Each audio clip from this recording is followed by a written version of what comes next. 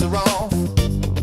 Flying through the hallway like a disco moth. Pitching to the couch, then I loop through the fan. My tiny whoop's grooving like a funky jam. I dip through the doorway, spin by the cab, bounce off the toaster, yeah, I meant to do that. Neighbors knocking, saying, what's that sound? It's my brush motor soul train getting down. Flying through curtain, dancing on breeze, freestyle funk in my living room with ease. Tiny whoop magic, bumping every wall. I'm the James Brown of flight, can't stop it all. I got LED strobes and a shag rug trail. I'm looping through the lava lamp, leaving a tail. My whoop's got rhythm, my sticks got soul. I'm the pilot of the party. On a roll, TV remotes a gate, the lamps a dive. I'm flying like it's 7.5. No GPS, no rules, no shame. Just a funky little quad in a soul train frame. Move it low, move it low. We fly that flow, move it low. Spread that gap, no time to nap, no time to nap. Hit that roll, funk and control, funk and control. Bounce that wall, bounce that all. We fly it all, funk it all. We fly it all.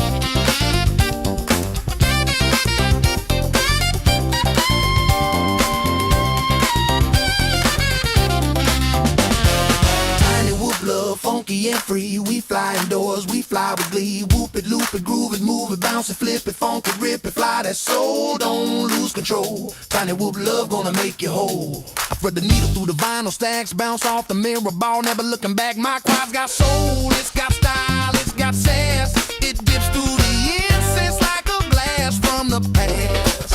I'm flying figure eights through the lava lamp glow, dodging house plants like a funky pro. My whoop's got rhythm, my sticks got heat. I'm the pilot of the party with the grooviest beat. I loop through the hallway, I dive by the broom. I'm the disco ghost in your living room. I hit that split that's over grandma's chair. She just claps and says, boy, you got flair. I'm flying freestyle with a velvet touch. My quad so smooth it don't need a clutch. From the shag rug to the ceiling fan, I'm the funky little fly with a master plan. The curtains dancing on the breeze, freestyle funk in my living room with ease. Tiny whoop magic bumping every wall. I'm the James Brown of flight, can't stop at all.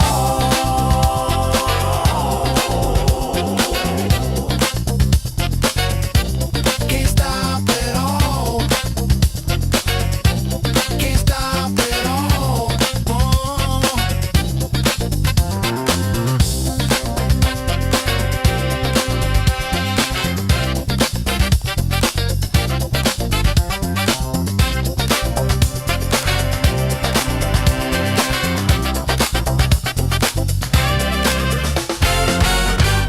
Hey, fuckers! My name's Aaron Ciotti. Everybody calls me Ciotti. Welcome to 3.5-inch Friday. We're going to be tearing apart the old school AOS Cine 3.5 here today. Hold on, let me pause this. There we go. Yeah, old school AOS Cine 3.5 with Axis 1404. What kV are these? Let's get the microscope out to read something off of these motors. 4510 kV. 4,510 kV motors. Great set of motors. Very similar to, if not identical, to the T-Motor 1404 4600s. If you don't know, Axis, the motor, well, I guess they make more than motors. The FPV company Axis was formed from a couple of people that left T-Motor. And, you know, in short order, one of their first motors was another 1404. The T-Motor 1404 4600s are absolutely brilliant. These certainly seem to be just as good. This thing has a bad ESC in it. I believe it's one of my, yeah, it is. It's one of my old Speedix GS25, 20x20, 25 amp, BL Heli 32 actually ESCs. Back in their day, they were some of the best ESCs that we could get our hands on. But when I say back in the day, I'm talking like 5-6 years ago. And so a lot of mine that have been moved from build to build to build to build are now getting old. You know what? It's longer than that. We're talking like 7 or 8 years ago, come to think of it. Old school, micro specific 20x20 ESC.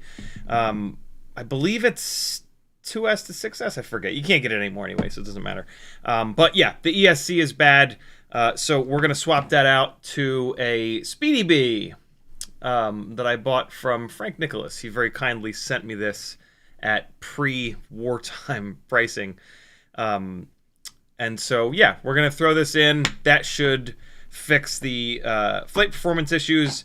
At the moment, it's got a Vista in it. This was the third level backup of live broadcast rigs. If I was ever in a situation where I wasn't flying near people and I needed something that was really efficient without the prop guards, this is what I would bring with me. And then the ESC died. Well, the ESC started to die. I stress test these things pretty good. All of my working rigs, the day before the event, they get a couple of batteries thrown at them and they get pushed really hard. Like really hard prop wash turns back to back to back to back to back to get a bunch of temperature into everything, make sure that the ESC is not on its way out. And that's when I noticed that this ESC was on its way out. It's also got a it's got a very rare Insta360 Go 2 TPU front piece on it. I'm actually really tempted to leave this on the Vista, but I do have an O3, an extra O3 air unit, which would kind of be perfect on here. And so I think I'm going to move it over to the O3 because this is a perfectly good frame. It's not a great freestyle frame. This is not a great crashing frame. It's got the A-arm design, which is really good for basically like vibration management. It's the A-arm design is really strong, and it keeps a lot of the motor and prop vibrations from making their way back to the main body of the frame and into the gyro. But the problem with this A-arm design is if you crash, this ain't very strong, right? You've taken the arm and you've divided its strength in half. And so if you hit really hard here, it's pretty easy to break just this half an arm. This is why typically we see just one single arm so that it's twice as strong. So definitely not like a basher frame, I wouldn't say. But a hell of a way to carry around an Insta360 Go 2. If I leave this on the Vista, it's like the ultimate little Insta360 Go 2 carrier. And the Insta360 Go 2 is a great little camera. It's hard to find. You can probably get them on eBay. Yeah. I'm a little bit torn on what to do here. I'm torn whether or not to put the O3 into it. If I put the O3 into it, then I mean I could leave this. This doesn't weigh anything, but the O3 gets roughly the same quality of footage as the Insta360 Go 2. The Insta360 Go 2 is pretty slick because it's got a square sensor. The software to turn the stabilization on is really cool. And so, like, I don't know. This is more of like a cinematic kind of setup carrying the external camera. Whereas with O3 on board, it kind of makes more sense for it to be a freestyle heavy build. I don't know. I don't know what to do. I have an 03 that's in the Siren F30. And it's kind of perfect in there because that's a freestyle rig. And having the 03 on board, everything internal, you can crash the living shit out of it, and it's going to be completely fine. So yeah, I'm a little torn on which direction to go with this, but the ESC needs to get changed out first, and a lot of stuff is going to have to get torn apart to do that. So we're just going to dive into that, and then I'll overthink it as always and figure it out eventually. So yeah, that's the plan. I'm actually going to leave this here in front of me, and I'm just going to start twiddling some screwdrivers to get some screws removed from this.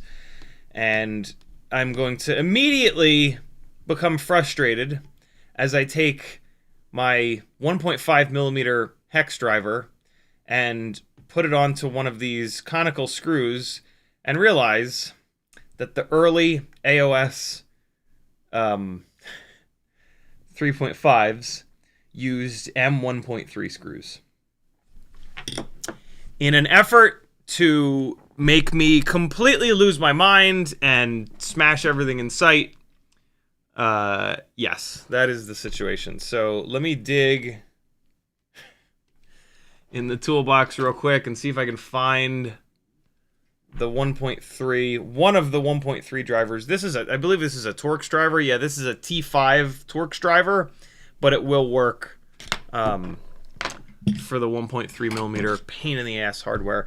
I'm going to try to change this hardware out of here because this is just stupid. Anything in FPV using this smaller headed hardware is absolutely infuriating.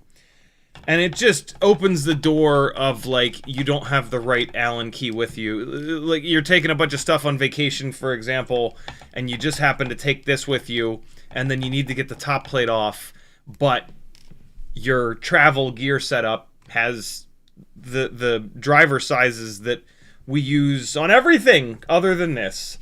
And then so you're left without the ability to get the damn thing apart when you need to most, when something important is happening. Or when nothing important is happening. But yeah, this is frustrating. In the chat, McShaky was first. Fizz, Doc Holiday, DeGhoul, Kylo Meters, Level Up, Midwest Ripper, Douglas Six, Sporny, Matthew Wegner, Uriel, YouTublius, Gusto, Brennan's Baked Beans, Doc Holiday, Sleepy CBR, Frank Dr. Nicholas, FPV Toast, Phil Bradley, Doc Holiday, Sporny, Ant Batch. What's up, everybody? Thanks for swinging by. This, of course, is a Q&A live stream, as they all are. Feel free to ask any questions that you've got in the chat, and we'll talk about them. T-Motor, or T-Hobby, I guess they would prefer to be called now. I'm sure they would prefer to be called T-Motor, but I think they went to T-Hobby to get around some cheeseburger, hamburger, hot dog country bullshit. T-Hobby has a new motor. It is a 1504 and a half. 1504 and a half. Yeah. It's a motor that they seem to have made kind of, but I mean, nothing is really specific, but like they're advertising it with the hideously expensive It's Ken FPV 3.5-inch frame. The kV on the motor is a little low. It's like 3650 kV, I want to say. That will work with the higher pitch 3.5-inch props. It won't work so well with even the higher pitch 3-inch props. So that's a little bit of a missed opportunity. I really wish that they'd gone with a higher kV, like at least 4,000.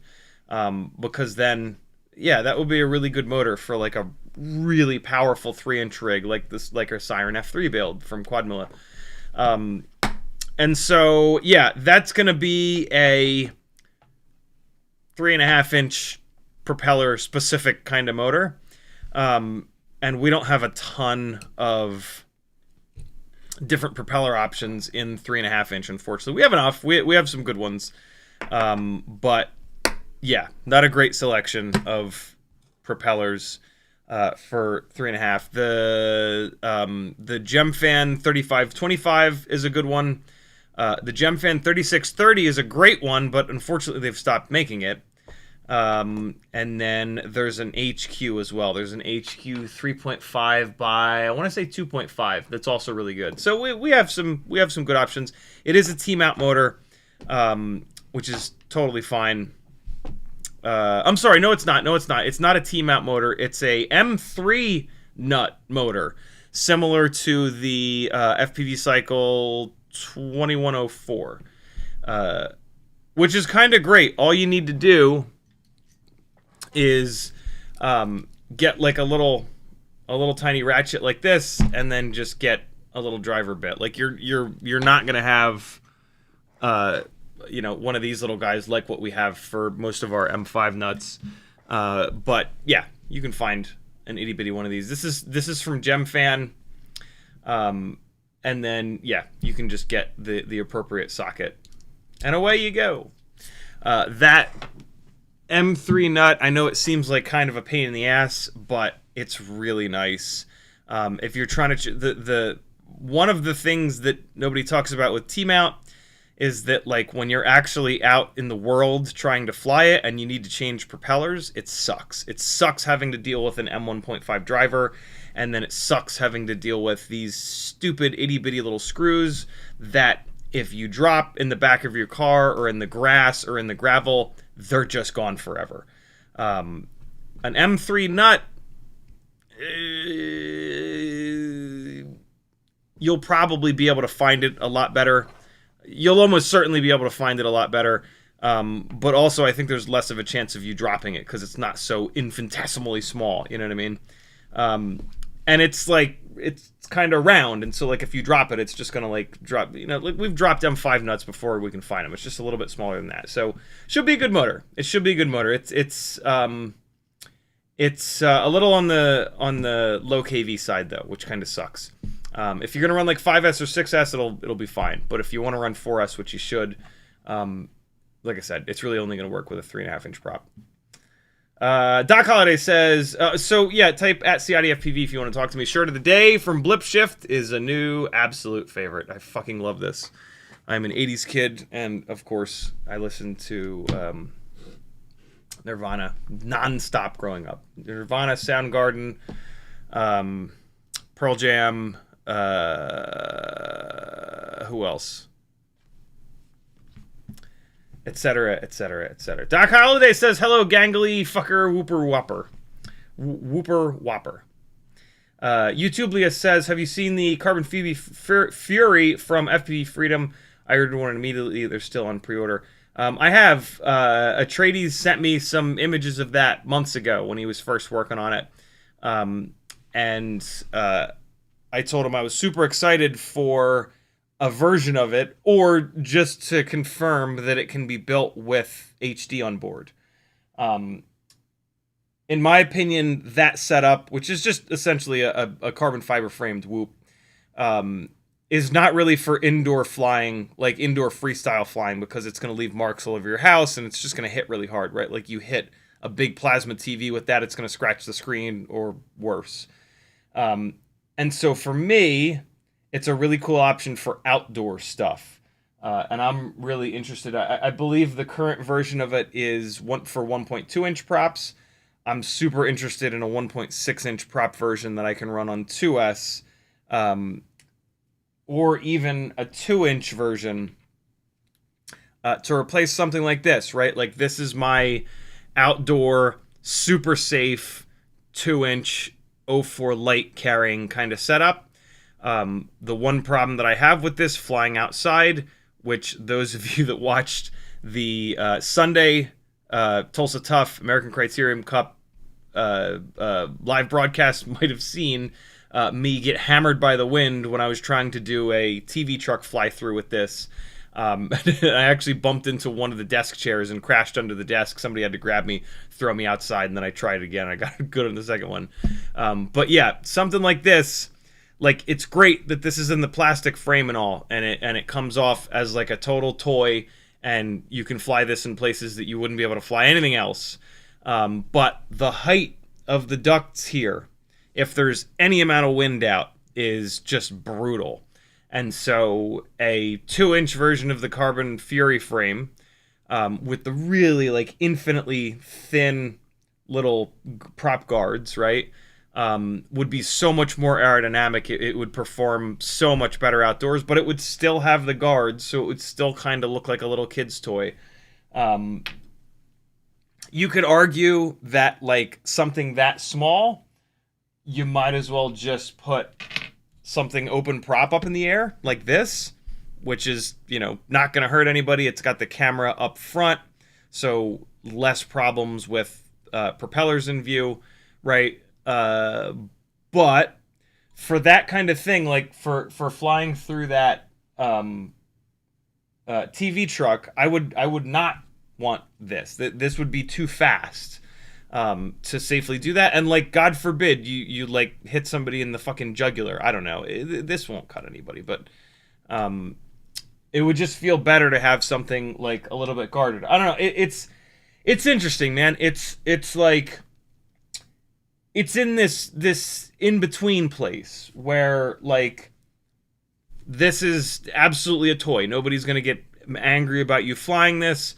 Having the tall guards makes this actually nice and slow so that when it's not windy, or if you just want to fly this in an incredibly enclosed space, the guards are going to slow this down and make it like an absolute scalpel. It's going to go absolutely dead straight all the time, which is kind of what we want for something like this. And then so you've got the other side of the spectrum with no prop guards at all, where this is a lot more slidey, but it's about as lightweight as you're ever going to get. And so it is as accurate as you're going to get for something that is really, really small and super light, and it still looks like a toy, and it's super quiet, right?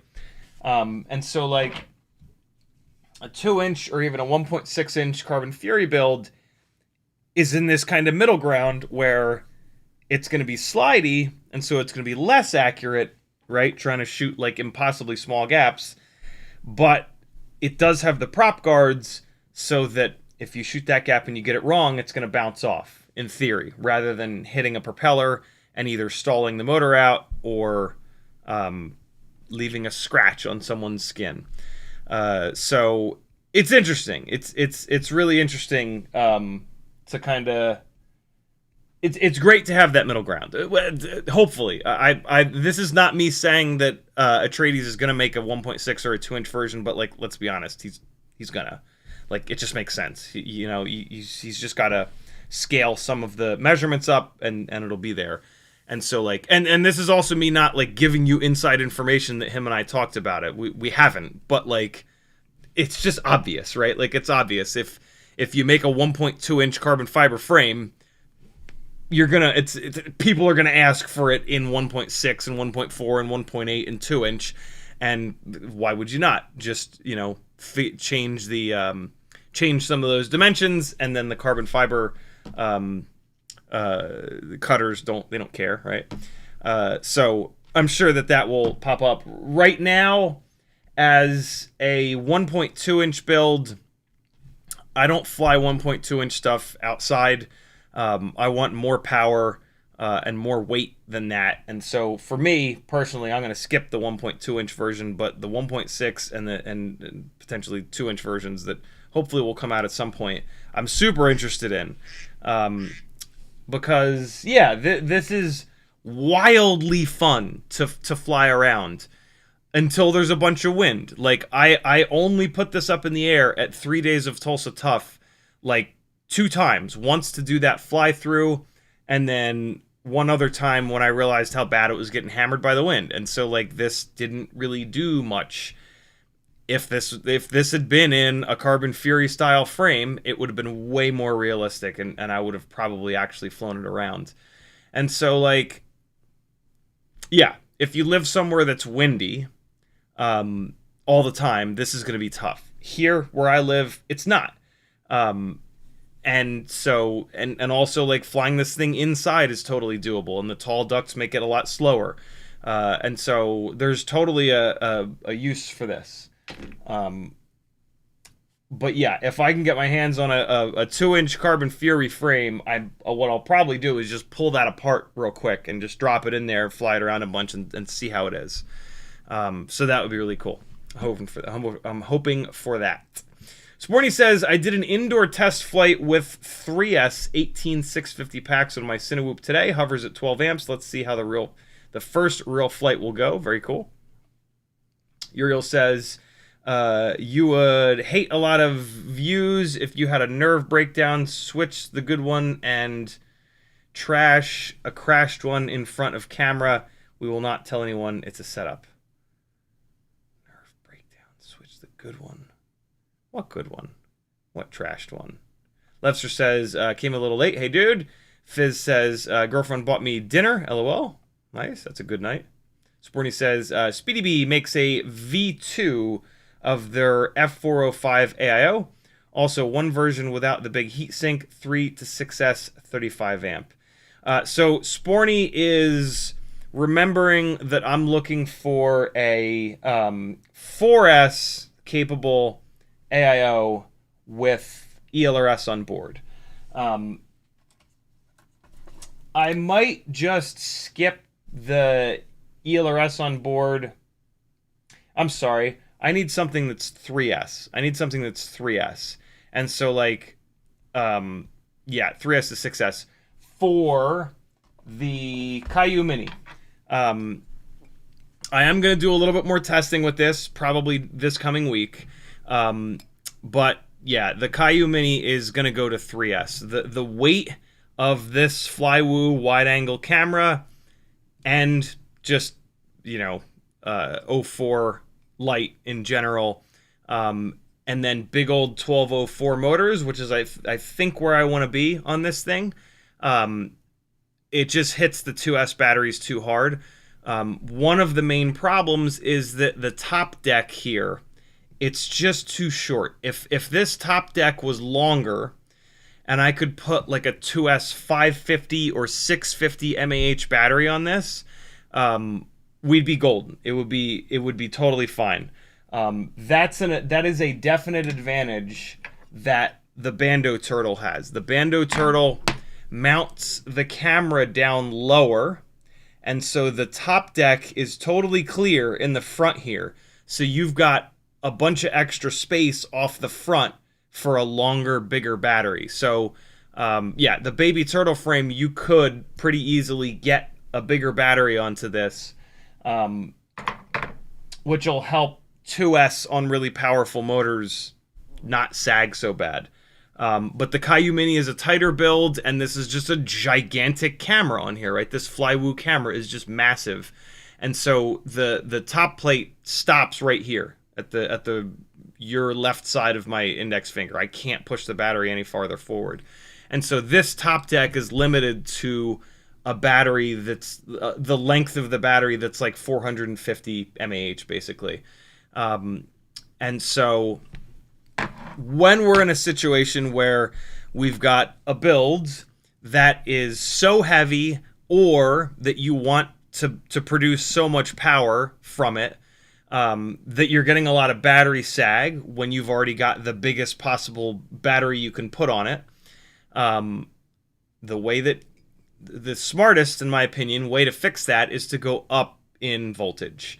And so going from 2S to 3S will help quite a bit with the battery sag issue here.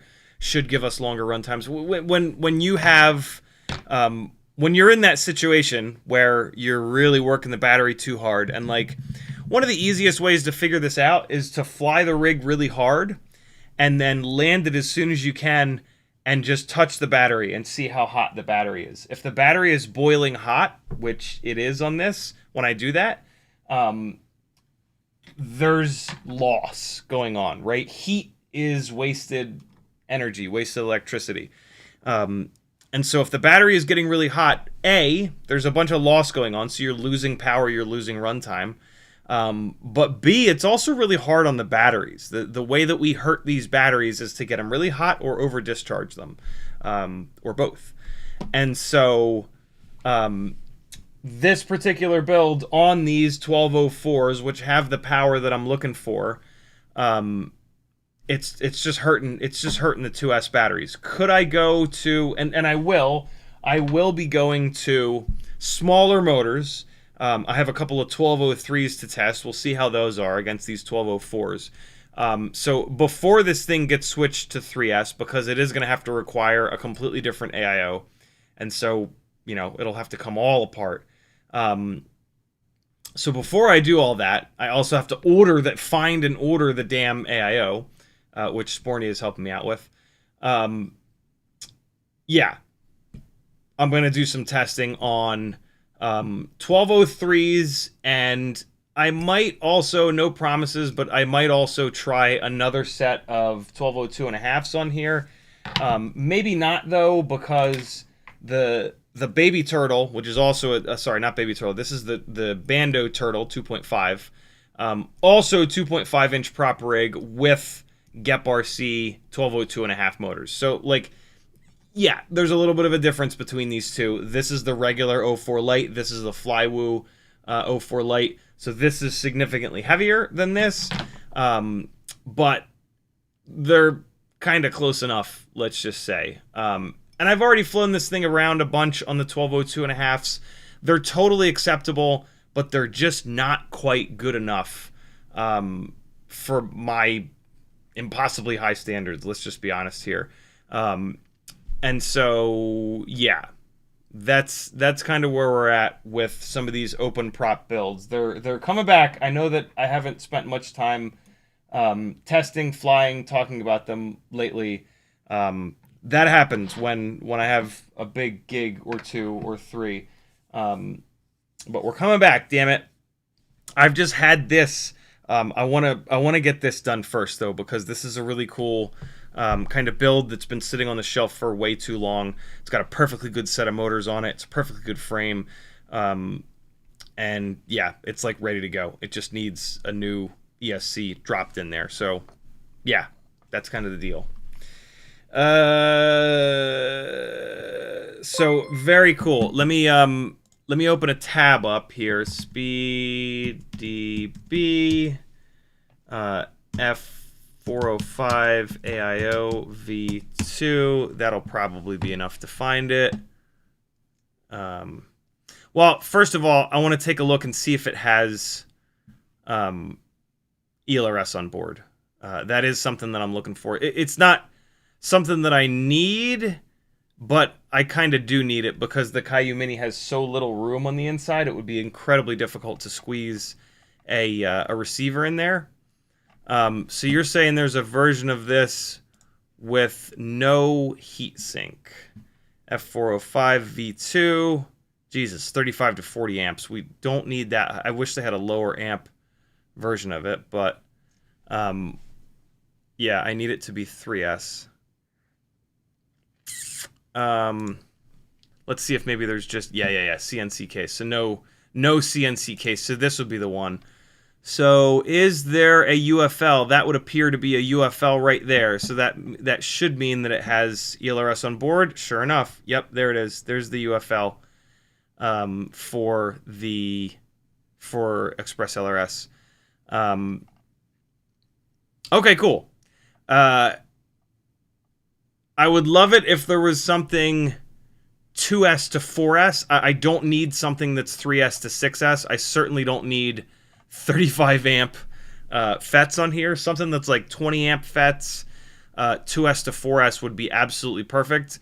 But finding anything in stock right now is incredibly difficult. And so this is probably about as good as it's going to get. But yeah, that's what I'm looking for. I need something. I need an AIO with, it doesn't need to have OSD on board. So kind of like an HD AIO, 2 to 4S, 20 amp, 25 amp with ELRS on board.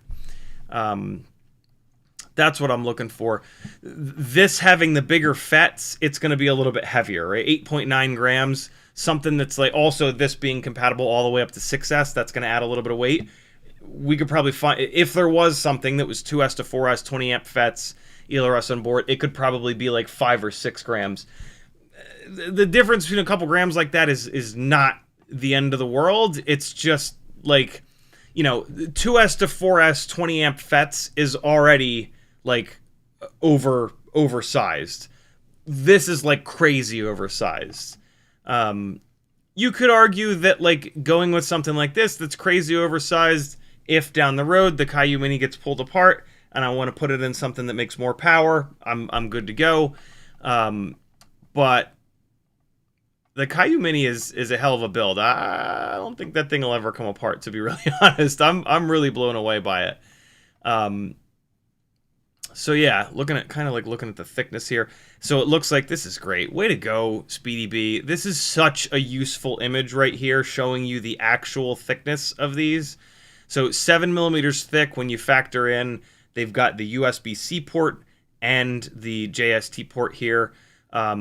This is really nice. I love that they've put the USB-C port and the JST HD port on the same side of the board. That's really nice. If they'd put one of these on one side of the board, the other one on the other side of the board, it would be like 8 millimeters thick. That does matter. The thickness here absolutely matters. So they've left this left side of the board here super flat, so we can slam that down nice and low to the frame. That's awesome. There are some folks working at Speedy B that build these things and fly these things. And I know that someone, when I said that, just went, well, duh. But, like, no, well, duh. Because, like, I swear to God, half of the FPV manufacturers, the decisions that they make on some of the shit that they make, it doesn't even make me wonder if someone flies there or builds these things there. It makes me certain that nobody at the company flies or builds. So yeah, it's little stuff like that. To be really honest, it's little stuff like that. Putting the USB-C and the JST, which are the tallest components, on the same side of the board, like, that seems like a no-brainer. But like, if you have a bunch of people that don't actually custom build these things working there, and you're just building bind-and flies where you can, like, put a cutout in the specific frame that it's going to be in for that USB-C port or something stupid like that, right? Like, that screws all of us that do custom builds. And so, yeah. Very cool. This may very well be the direction that I can go if I can find the damn thing in stock, which is always impossible. Not always impossible, but ever since our beloved flying tours have been used in wartime shit, it's been incredibly difficult to find any of this stuff in stock, which is just maddening. But I digress. Thank you, Sporny. Good find. DeGhoul put a comma after CiottiFPV, so it didn't highlight in orange, but I just happened to see it. He says, how does that AOS 3.5 V1 compare to the AOS 3.5 V5? Great question. So, AOS 3.5 V5. I do not have an AOS 3.5 V5, and so we're going to have to just look at it on their website, but I can show you a couple of the main things that that, like, in the real world are going to separate these two. So first and foremost, Chris has been doing this really cool little setup here for vibration isolation that he says has really good results, and I don't doubt it. He lives and dies by black box logs. So the V5 is going to isolate the flight controller stack a little bit better from vibrations. That's for sure. So it's going to be easier to tune. It's going to be less noise, all that jazz. This build is already very strong, and that's not like a big problem with this build. So, like, is this really nice to have? Sure. Is this a deal breaker? Not really, because this V1 is really stiff, and with a half-decent set of motors and props, you're going to be absolutely fine. If you want to smash these things into concrete over and over and over again, yeah, this is going to be really nice, because as the motors and props get beat up, this is going to isolate the gyro, basically, from all those extra vibrations. So this is nice to have, but not a total deal breaker. This shape of frame here, though, these are the V5 is a significantly wider frame. You can also see it on the top plate. Like, look at the shape of this thing, right? It's really big in the middle here. And so it's going to be a little bit less aerodynamic. Oddly enough, I have a tab opened already with the V1. And so the V1 you can see is a more standard, you know, school bus straight center kind of area, right? And so this is going to be, I would say, noticeably more aerodynamic flying through the air. And so this would be like a better cruiser, or this would be a better like longish, medium-ish range kind of setup. Like we talked about, the arms being A-arm design are not going to be as strong. So like, I think that the easy button here between these two frames is that this is for efficiency, for long range, medium range, whatever you want to call it, not for hard thrashing. And then the V5 is. The V5 is a better build for just crashing the shit out of it. This is a better freestyle and or basher sort of. Well, freestyle is so. This is a better bando bashing frame. The V1 is a better long range efficiency frame. This is a better don't crash all the time freestyle frame. This is a better I'm gonna crash it all the time freestyle frame. Does that make sense? The other thing though is going to be that the V5 here is going to work with 04 Pro. The V1 will not. The front camera cage is not going to be wide enough, and it's not going to have the right screw holes for an 04 Pro. The V1 is gonna lock you into a Vista, or I believe an 03. Let me really quickly just take this 03 camera and push it in between these front camera plates. It's tight, but yeah, that'll go in there.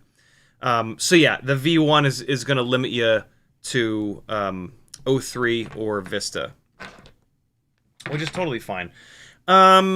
If you were gonna do 04 Lite, I'm sure you'd figure out a way of getting the 04 Lite to work in, well, let me check something. Hold on. Let me check something real quick. So you're gonna have to do some finagling with any of these to get a more modern camera system to work.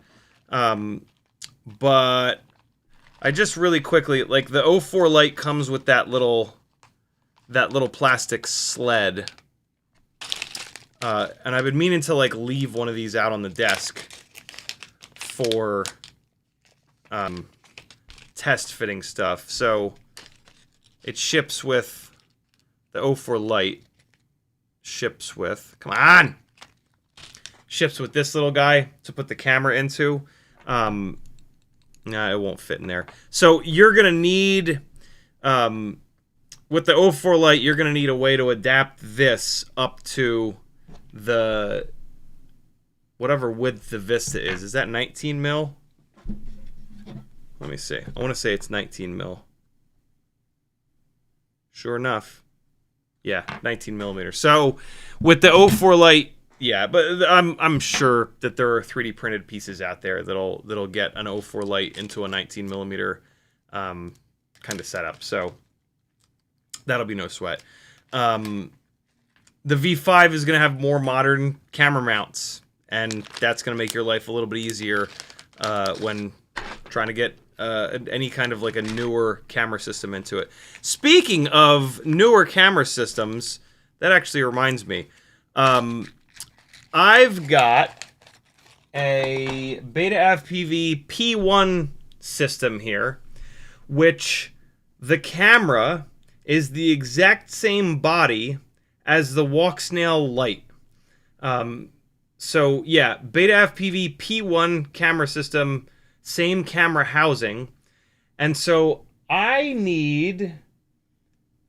What am I going to put this in? I need to put this in something that'll mount a walk snail light. I was hoping to put it into like Caillou Mini style frame or like a baby turtle style frame, but I can't find any camera mounts for these frames for the walk snail light. I'm gonna try to print out a Caddx Ant screw mount and see if that'll work, but it doesn't look like it's gonna work. What should I put this P1 system in?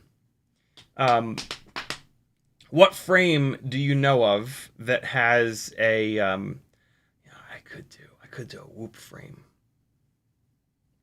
I built all those tiny whoops with the walk snail light cameras in them.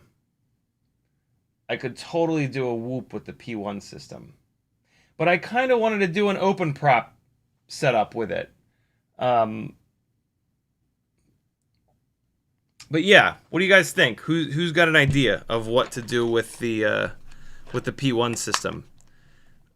Beta FPV was super kind to send over that Aquila 20, and I did the review, and then I explained that it's so absurdly loud that I didn't really want to piss my neighbors off by flying it. And so I pulled it apart. I took the motors off of it, and we did a bunch of testing with the motors on these 2-inch open prop rigs. Those are actually the motors that are on here right now, and they absolutely jam. They are like the most powerful, it seems like, 3-bolt motors that you can get. They're 1103s. And so for these 2-inch baby turtle frames where you're stuck with 3-bolt mounts, they're kind of the perfect motors, and they're pretty cheap.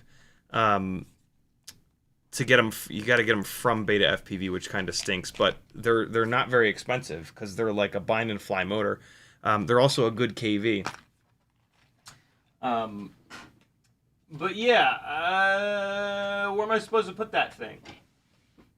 What frames do we know of that have either? I mean, here's the other thing. What it really needs is just a 14mm mount, just a 14mm screw mount. But like most of these new frames don't have that, right?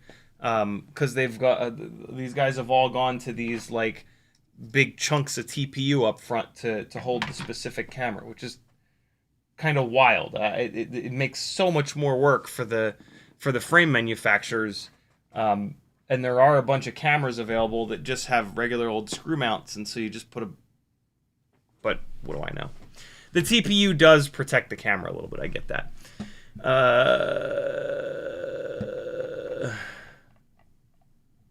Where am I at in chat here? Levster says, just ordered a VAS Ion Pro antenna. Do you have any experience with that brand or this specific antenna?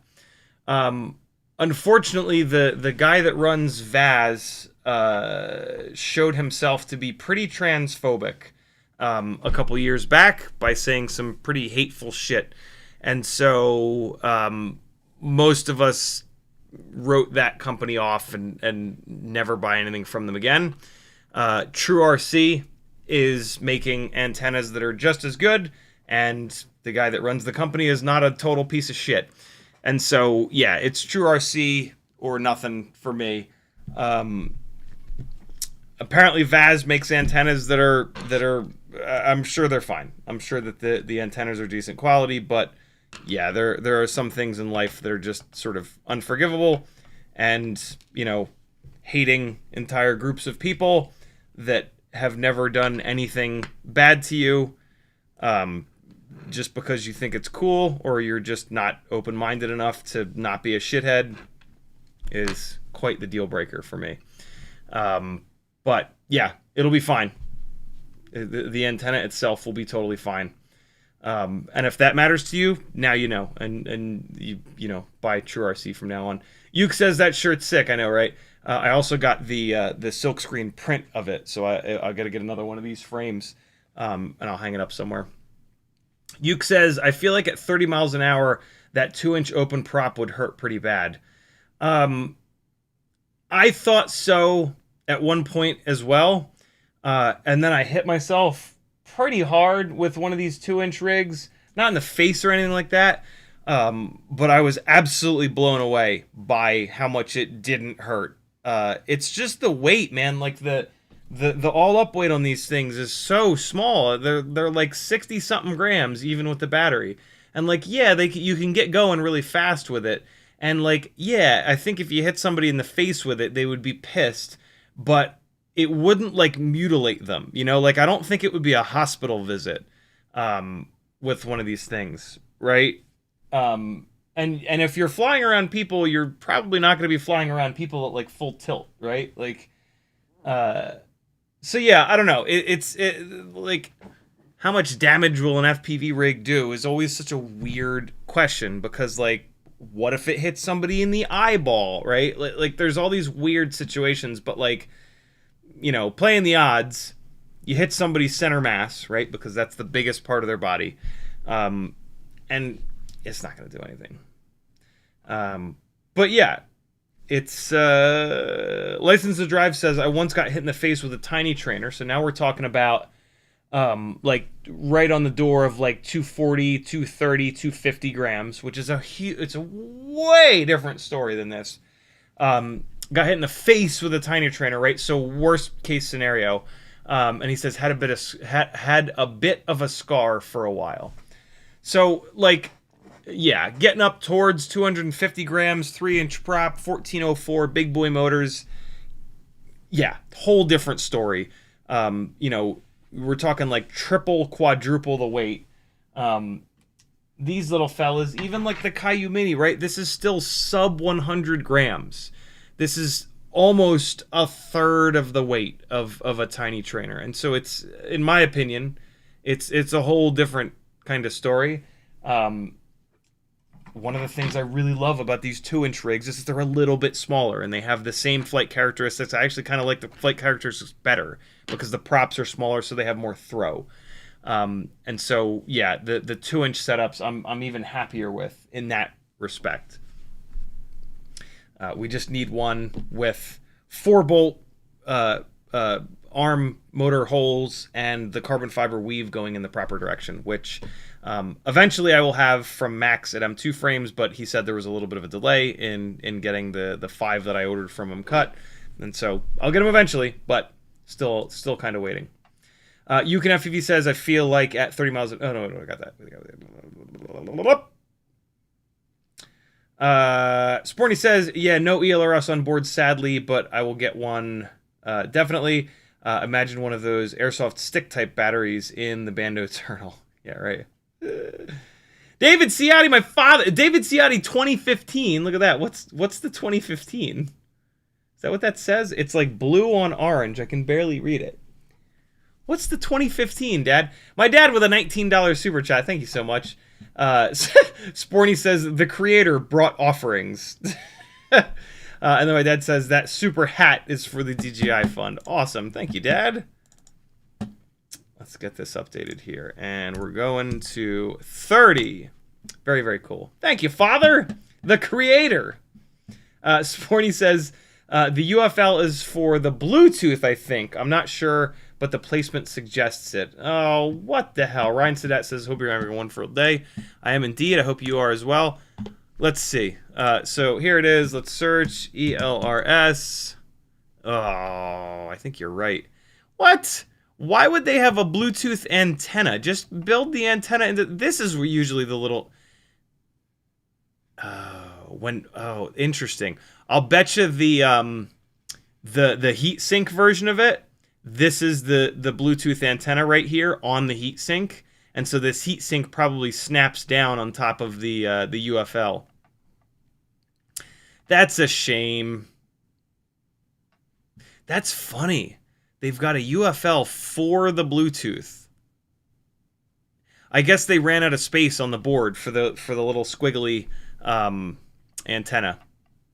What would that be? That would be like a trace antenna, basically. That's kind of what they're doing with this. They're using a trace on the board to be the antenna, and the reason they got to squiggle it back and forth like that is they need to get the antenna length right.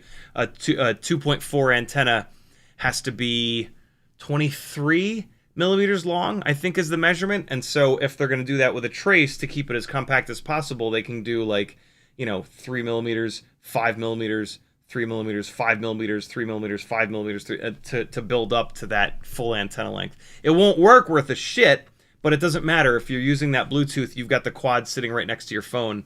And so you don't need it to work good. You just need it to work. And then, yeah, look, PCB antenna, standard 2.4G antenna for the Bluetooth. Good call. All right, so that one won't work. So yeah, the first person to find an in-stock 20 to 30 amp, 2 to 4S AIO with ELRS on board, set up for HD, hopefully with a JST plug header, but it doesn't really need it, but there doesn't need to be an OSD chip on board. Wins nothing.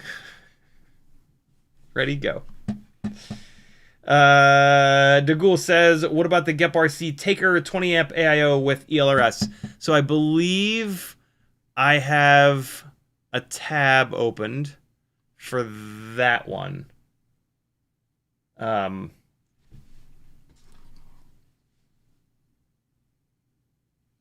have right here the Taker F4N1 12 amp 1S to 2S, but I need to get up to 3S.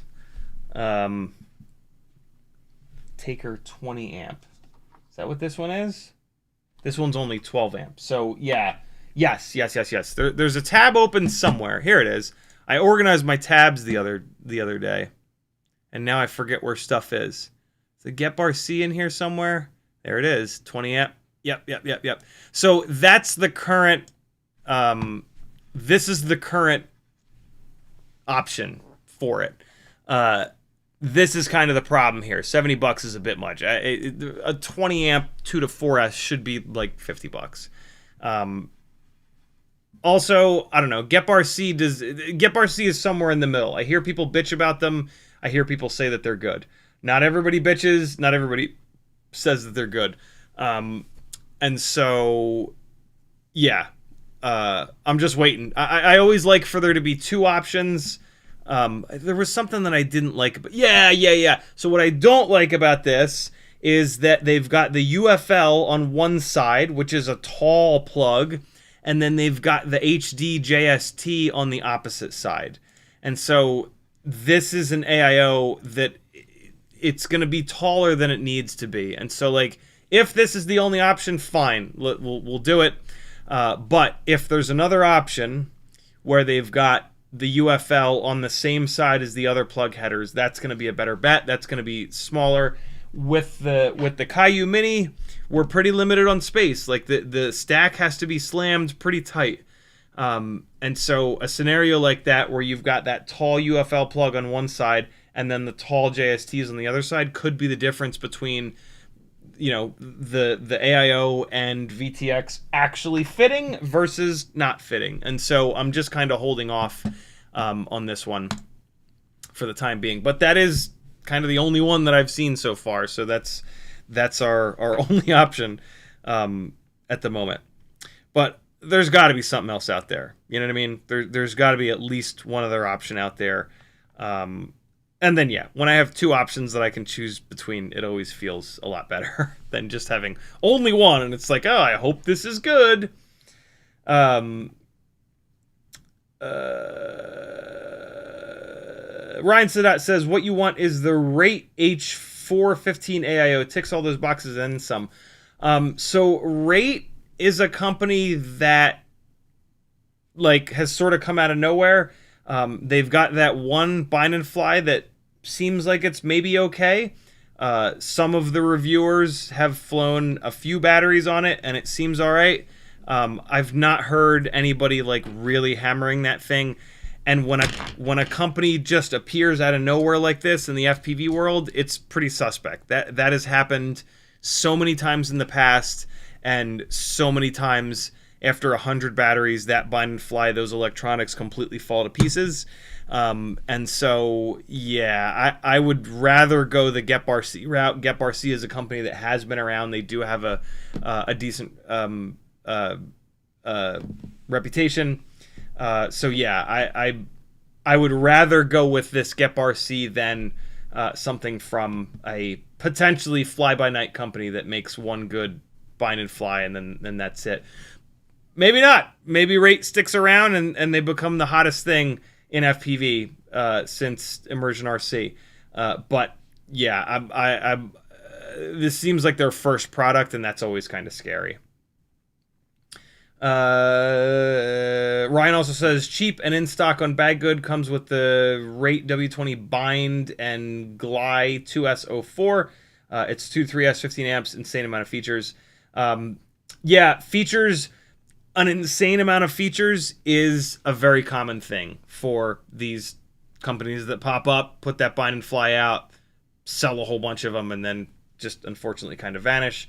I don't need any of those features, right? Like I need an ESC that works, ELRS that works, a flight controller that works, and like that's it. So like, you know, Bluetooth on board, all these crazy features, that doesn't do anything for me. I need something that's quality, and maybe it is, but there's really no way of telling because it's so new. And yeah, it's just I've seen this so many times in the last decade where some new company pops up, oh my god, it's the greatest thing ever, and then they all blow up and the company disappears because they're expected to make it right, you know.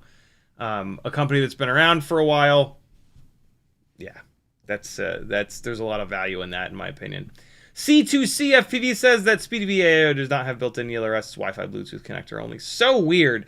C2C also says you can get a F722 35 amp 2S to 4S AO 32-bit ESC from GEP-RC for less than $69 right now. Great board. 35 amp. I don't need 35 amp. But if there's another option from GEP-RC, I want to take a look at it to see if F722 2S to 4S. Let's see if that'll find it.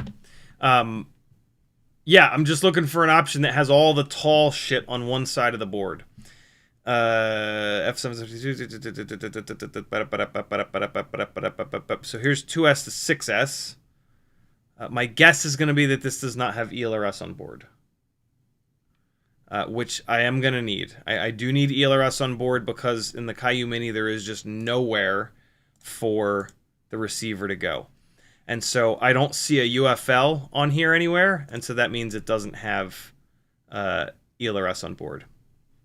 So yeah, that's kind of the hard part. The hard part is finding one with onboard ELRS.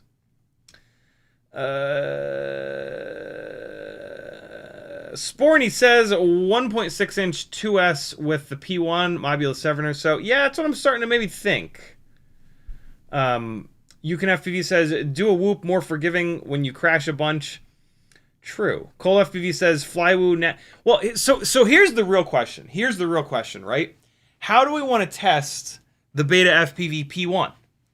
The Beta FPV P1 system is their Artisan chipset.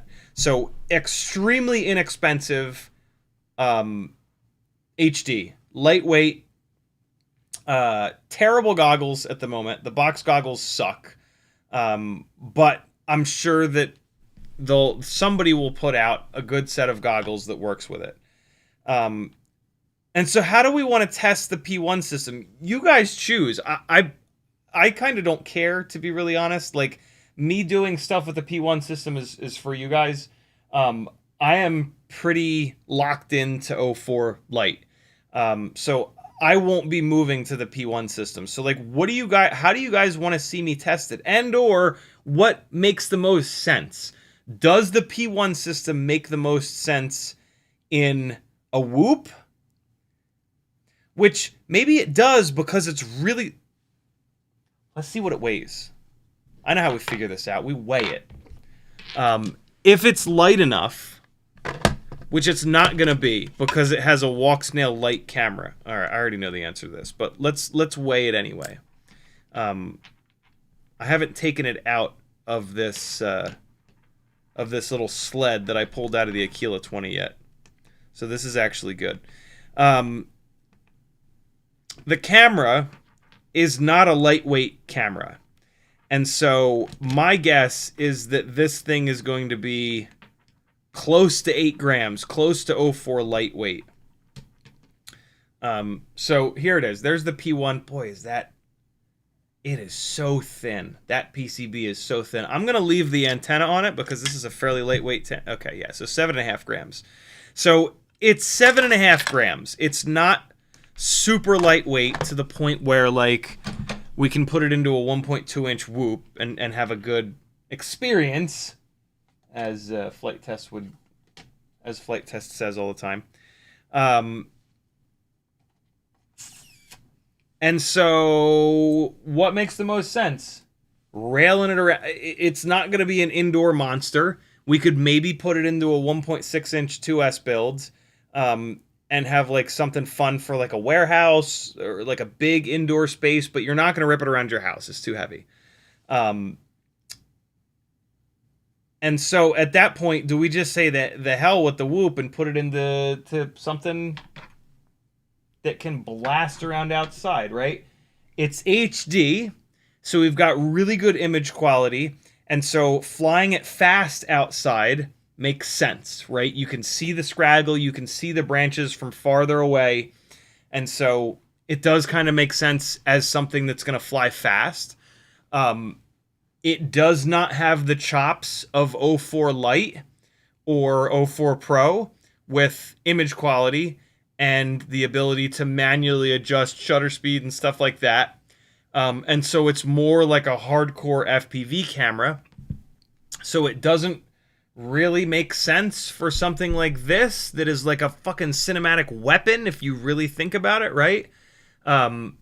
So I feel like it makes more sense on an open prop build, right? We take advantage of the fact that it has that good image quality so we can see farther away.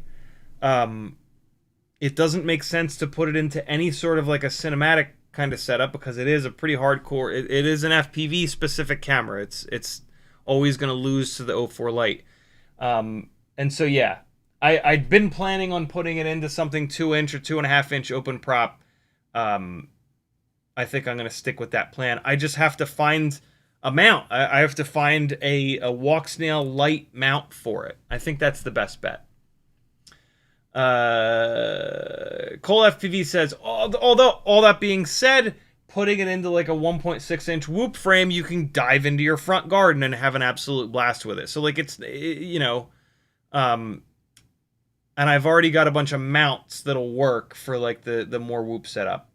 So yeah, it looks like it's maybe a little bit better suited for an open prop setup, but it's not like a no-brainer. This isn't like a situation where it's like, yes, definitely, it's fine for that. I think maybe it doesn't make sense to put it into a 2-inch whoop frame. A 1.6-inch whoop frame would probably be the best sort of setup. We have canopies that will work with that camera, and then it's the right weight, 7.5 grams total. That's the right weight for a 2S 1.6-inch tiny whoop to pick up. So yeah, either a 1.6-inch whoop or a 2-inch open prop build. To be honest, I'll probably end up doing both. I'll probably do one, then the other. I could maybe even... So this is my 04 Lite 1.6-inch tiny whoop. Maybe I pull the camera, pull the video system off of this and put it into one of these guys, and then just drop that thing in here, and away we go. And then if I like it, maybe it stays. If not, it's got to go. But I haven't been flying this thing very much because of the 2-inch build. The 2-inch build is, yes, this is significantly lighter and more durable, but this is pretty goddamn durable. And the extra size and weight makes it handle a lot better in the wind. This gets mangled in the wind, even worse than this, because it's lighter and smaller.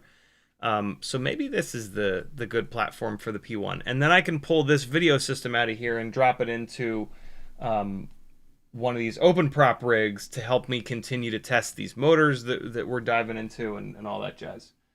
So yeah, that could be interesting. Maybe that's what I'll do.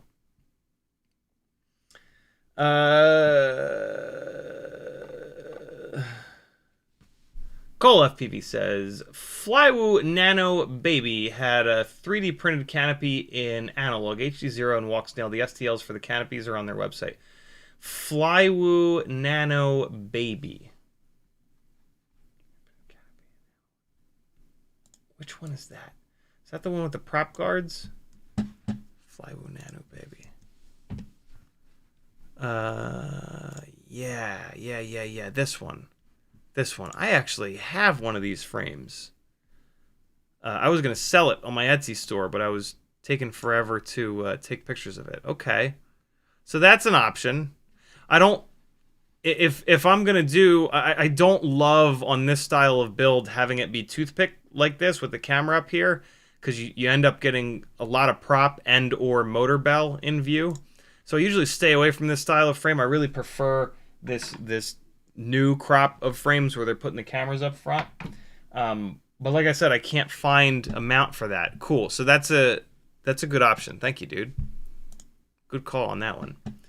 FizzPV says 2-inch carbon whoop. Maybe.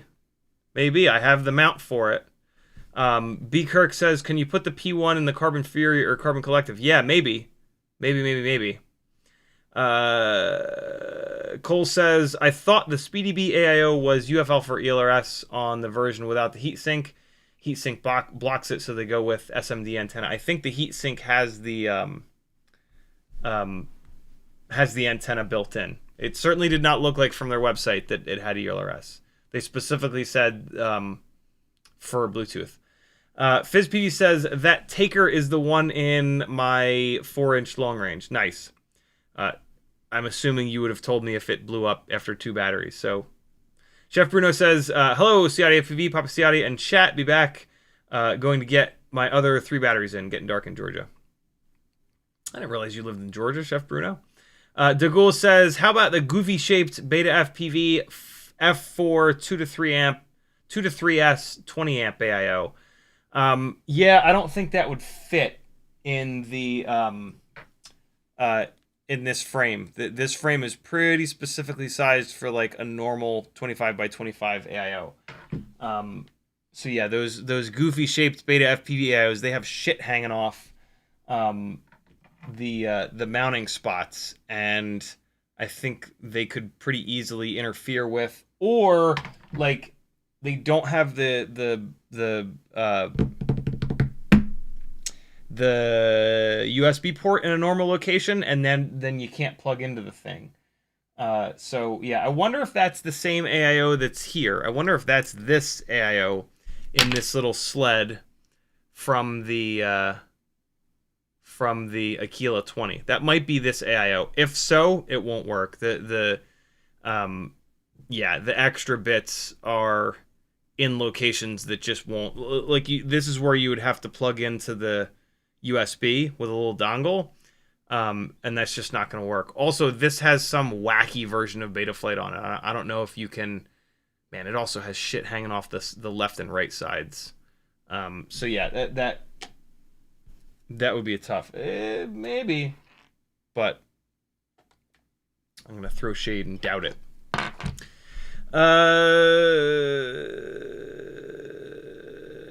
Chef Bruno also says, not sure you're talking about, but Raid FPV, if we talked about that one. Sporny says, what qualifies your Avada killer as an Avada killer? Just a checklist for my Challenger. Just that, like, it gets crazy runtime.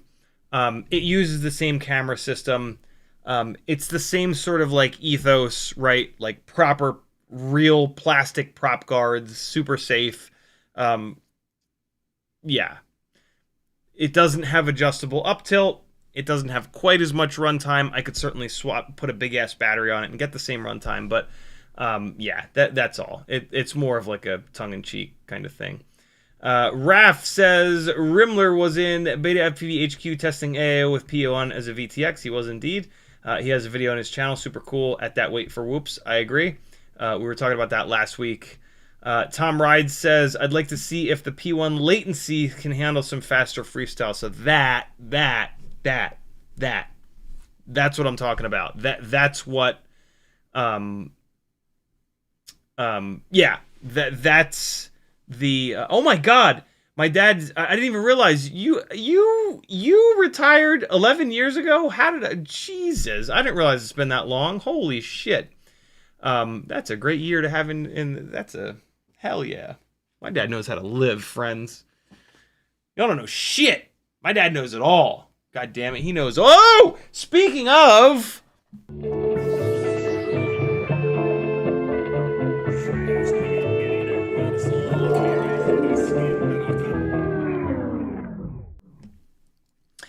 my dad has sent me a couple of Lindstrom needle nose pliers to replace the ones that I stole from him many moons ago. I probably stole these from my dad at least 20 years ago, maybe more than that. And either he wants them back, or he just loves me, or a little bit of both. But yeah, he has sent me a couple of Lindstrom needle nose pliers. They're current generation, and I'm assuming that's what this is. It is indeed. And so this is what, if you want really nice precision tools, Lindstrom is a Swedish company, but it looks like they've been bought out by Snap-on now. But Snap-on, as we all know, makes incredibly high quality. You could argue overpriced, but, you know, really high quality stuff. And yeah, so these are the Lindstrom 7890s. And I believe these are the same thing as they are indeed. Oh my God. So this is what happens after years and years and years of use. This is what they look like new. This is what filthy Dago hands will do to your Lindstrom. My dad is 100% Italian. I am 50%. And since I'm 50% Italian, I'm allowed to say Dago and other Italian slurs. I did just lose a screw, though. But I am replacing these screws, so screw you, M1.3 screws. You can be lost. I don't care. Is it in my crotch or on the floor? Probably. No, it's gone. Well, good riddance to it. So yeah, let's look in. Let's see in super fine detail. I'm going to show you guys. I've been waiting for these ones to show up because these are like these 7890s are so good. I don't know how I just happened to pilfer the perfect needle nose screwdriver from my father, but I did. And so yeah, Lindstrom 7890. The sharpness of the tips of these is absolute perfection. And so let me see if there's any chance that I can get this goddamn camera to focus. What if I close them? If I close them like this. No, it's not going to focus. I probably have a better chance of this Sony camera focusing. Let's see.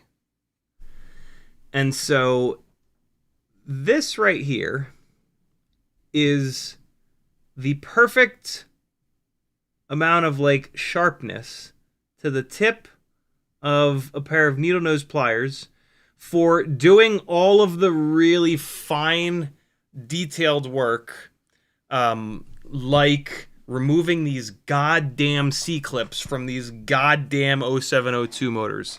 And so let me just really quickly look. All right, so the old ones are a little bit sharper, but that might just be from them wearing down over time. I don't know, but the old ones are ever so slightly sharper tipped. And they're both 7890. Boy, I wish I could show this to you, but it's none of these cameras are going to want to Let me try this camera one more time. Hold on. Let's try this one more time. Let's see if I can show you here. Oh, for fuck's sake. All right, focus, you bastard. Ooh! Oh, there it goes. See what I mean? So the old ones, while they are beat up, they are definitely a little bit finer tipped. So these new ones, I'm going to try them. I'm going to try them for all the work. I'm going to leave them out on the desk. These are both 7890. So 7890 Lindstrom, and then 7890 Lindstrom. So that makes me wonder if these have just worn down over time, but I wouldn't think so. I think they're just making them a little bit thicker now. Here are the other two options that my dad sent me, which, first off, awesome little covers that they ship these with. Really, really cool. I never bring these fine tip tweezers with me because I'm always afraid of them stabbing some shit. But what a nice little cover they ship these with. And so here are the other two. So this is 7891. 7891 here. And it's a significantly thicker tip. It's also... Oh, God, I forget what that's called in there. But it's got the slots on the inside for a little bit better grip. These 7890s are smooth jaw. So they won't rip silicone insulation. Right? And so, let's see. Is the 7891 the exact same tip, just with... Oh, it looks like it might be. Yeah, so it looks like they're the same thing, just one smooth jaw versus... serrated. That's it. Glad to hear it. Oh, okay. Thanks, Siri. I didn't ask for you, but whatever. And then look at these. This is the 7490. Look at these. There's a perfect use for these flat-tipped bastards. I just need to find it. Look at that. These will be perfect for something. Just need to find what that thing is. So yeah, thanks, Dad. Very, very cool to have a fresh set of these Lindstroms. I'm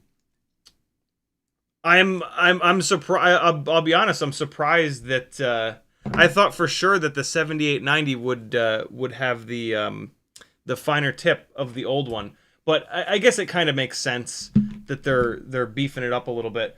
I'll be curious to see if these new 7890s are still sharp enough for the itty bitty C clip. So I'm gonna leave them out on the desk, and they will get used for sure.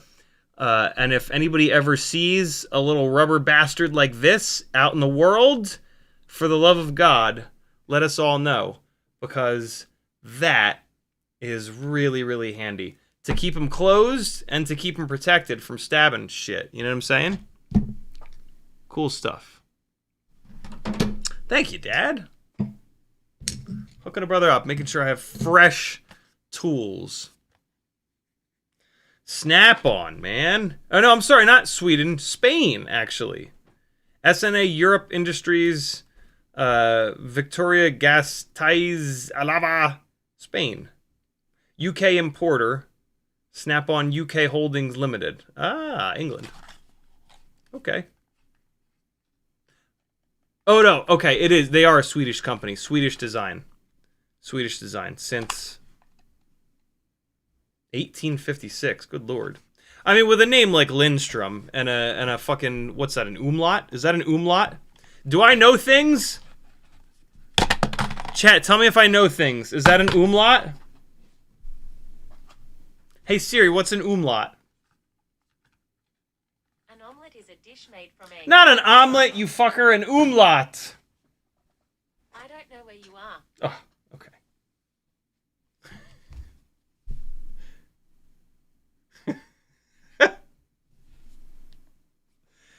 Oh man, when they rise against us, they'll remember shit like that. They'll remember me calling Siri a fucker, and I'll be on the list of the bad ones that get eliminated. Let's do a little bit of soldering, yo. Let's tear some shit apart, and then we'll fly a couple of batteries, and then we will all go enjoy our Friday nights. I'm going to enjoy my Friday night by driving all the way to the Atlanta airport and back, which is always a total shit show. But it's worth it. Sage is getting back in from New Jersey and needs to be picked up. So Maggie and I are going to head up there and get him.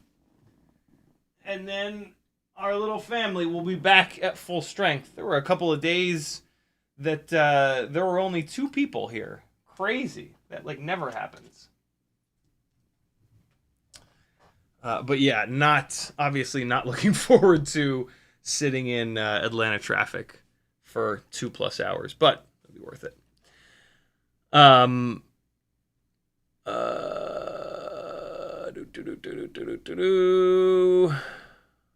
C2C says Beta FPV Pavo Pico build for that cam. Pavo Pico build. So the Pavo Pico is a cinematic sort of frame. So I wouldn't want to do it for that. It doesn't, in my opinion, it doesn't make much sense to use it as like a cinematic camera. It doesn't have the chops that the 04 Lite has. You can't adjust any of the manual settings. So yeah, I wouldn't do that. I don't think that's a great use of the P1. I mean, you could argue that like any kind of build is a good use of the P1 because it's an HD camera system that's really inexpensive, okay? And so like you could totally make a valid argument for any FPV build to be a good platform. I'm just looking for like the best possible platform because I'm in a scenario where I've got a million different builds and I can, really put it on that specific on a specific platform where it should work really well. It being as inexpensive as it is, I think makes it really interesting for like a full tilt freestyle build that you're going to batter the living shit out of, right? And these 2-inch open prop setups, I think those are like a great example of that. You're going to have a fun time flying in HD, being able to see where you're going. Low cost of getting in, right? And so I think that's what we'll try first, or maybe second. Maybe we do the Whoop setup second, because it is cool to fly around your garden and be able to see the garden, see the things that you're flying around. And so I do think it does make good sense. What I definitely wouldn't do is like a 5-inch build with it. That doesn't really make any sense. Like something that big and fast and dangerous, you want like a proper known camera system that's not going to freeze, it's not going to do any bullshit. And I don't think the Artisan stuff is great when it comes to latency. And so like that big stuff, yeah, you want to be as low latency as possible. So I think we're where we need to be. I think we're pretty dialed in on that. It would be super easy to tear that 1.6 build apart and just drop it in there. That might be the first thing that I do. Maybe we do that this coming Whoop Wednesday, if I can remember. Because right now I'm just in like super editing mode to get through as much of this Tulsa Tough footage as I can before I inevitably burn out on editing. But yeah. So the ESC has been desoldered. I might as well desolder this capacitor. I think I remember putting this capacitor on here when the ESC was starting to kind of act weird to see if I could get a little bit more life out of it, but it did not work out. And so this ESC is going in the garbage. But no reason to throw this capacitor away with it. It's perfectly good capacitor on a couple of good length leads. So we'll remove that. I didn't need to remove that XT30, but off it came. That's fine. I'm being a little sloppy right now. I just don't care because this ESC is going in the goddamn river. So whatever, I guess I'll pull this XT30 off. I will typically try to not reuse XT30s though, because the wires that we hook up to these are not thick and strong enough to where you get a lot of cycles out of XT30s. So, but I don't think I put many batteries through this rig. So this XT30 is actually probably fine, but yeah, if you're doing something like this, maybe don't reuse that. Maybe put a fresh XT30 on, because when they start to fail, they can fail like just between battery plugins or on a battery. Like as you flex this wire over and over again, the inner strands will eventually all break. And you want that to happen as infrequently as possible. You know what I'm saying? So yeah. Frank Dr. Nicholas says, I love Engineer brand. No, Engineer brand. He corrected himself. Engineer brand. Interesting.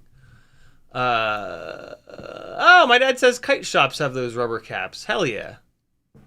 Chef Bruno says, how do you fly with these state birds in your ear and shit in the evenings? I have grown to love birds ever since the first time that I flew with birds, which was a pack of turkey buzzards when I lived in Charleston. I've been just fascinated by the fact that, like, it just drove home the point that they own the sky, and that's where they live, and that's their world. And we never really get to experience that. And so in like 15 seconds of floating around with these turkey buzzards, all of that kind of, I made all of those realizations, and it was a really cool moment. And then when I met Maggie 4 or 5 years ago, she is a little bit of a bird watcher. She's not like a go out in the woods with binoculars bird watcher, but she's a put a chair in your house in a cool spot by a window and a couple of bird feeders out there and relax and enjoy nature bird watcher, which is a great kind of bird watcher to be. And it has made me for sure appreciate slowing the hell down and watching birds fly around, because there's a whole world going on out there that we don't pay any attention to. And so, yeah, I've grown to really love birds, and I was kind of horrified in Tulsa on the Saturday when there were all these crows ripping around trying to chase us out of the air, because if I'd hit one of them, I would have been really upset. The other thing I'm doing on this rig is getting Crossfire the hell out of here, because Crossfire has no business being in anything that we build in 2026. ELRS is better in every way, and so yeah, down with Crossfire. Crossfire is still fine, don't get me wrong, but I'm not gonna have another receiver system. I'm not gonna have a Crossfire module that I forgot to bring with me. It's out. It's out of here. Get it out of here. It's over. No more Crossfire. Also, no more SpeedX GS25. I am going to take these rubber grommets out of here, because these are... Oh, no, these are just the beta FPV ones. I was going to say, I thought these were... I have 2 sets of M4 outer diameter to M2 inner diameter grommets, and I thought these were those, but they're not. I don't remember where the hell I got those from, but that's very rare. Usually grommets are M4 to M3 or M3 to M2. But yeah, like I said, I have 2 sets of M4 to M2 grommets that I will forever covet and be very gentle with. It's no big deal. If you have an M4 to M3 and you're getting it to run on an M2 hardware, you just put one of those little brass adapter bastards in there and you're good to go. So this goes in the bag with all the other blown up ESCs. Oh, that bounced off the floor up under the shelf. That was pretty crazy. Okay, cool. So yeah, this, well, you know, I might as well pull this all the way apart because I got to get this antenna out of here, and that's going to be annoying, and it's going to fight me as they tend to. So let's just yank this all the way apart here. Why is this fighting me so much? Come on, TPU, come up and out of there. There we go. Come on, you bastard. There it goes. A little bit of leverage. Okay, so there's that. And then I will reuse these little TPU loops here for the ELRS antenna. Well, maybe not. These are kind of big. I might do another one, but a different kind of setup. But yeah, I'll reuse something like this. No, don't do that. Don't use that as a pry bar. Get out of there, you bastard. Come on.